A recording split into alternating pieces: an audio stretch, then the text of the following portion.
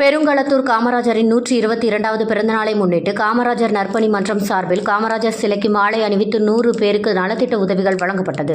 பெருங்களத்தூர் காமராஜ் நற்பணி மன்றம் மற்றும் நாடார் பாதுகாப்பு பேரவை மற்றும் பெருங்களத்தூர் பீர்க்கன் காரணை அனைத்து வியாபாரிகள் சங்கத்தினர் சார்பில் காமராஜரின் 122வது பிறந்தநாளை முன்னிட்டு காமராஜ் சிலைக்கு மாலை அணிவித்து மரியாதை செலுத்தப்பட்டது.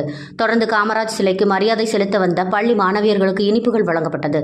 அதன் பின்னர் பெருங்களத்தூர் காமராஜர் நற்பணி மன்ற ஏற்பாட்டில் அதன் தலைவர் பாலமுருகன், நாடார் பாதுகாப்பு பேரவைத் தலைவர் ஸ்ரீனிவாசன், தாம்பரம் மாமன்ற உறுப்பினர் ஹேமாவதி சங்கர், பீர்க்கன் காரணை அனைத்து வியாபாரிகள் சங்கத்தின் செயலாளர் சுப்புராமன் ஆகியோர் ஏழை எளியோருக்கு நலத்திட்ட உதவிகளை வழங்கினார்.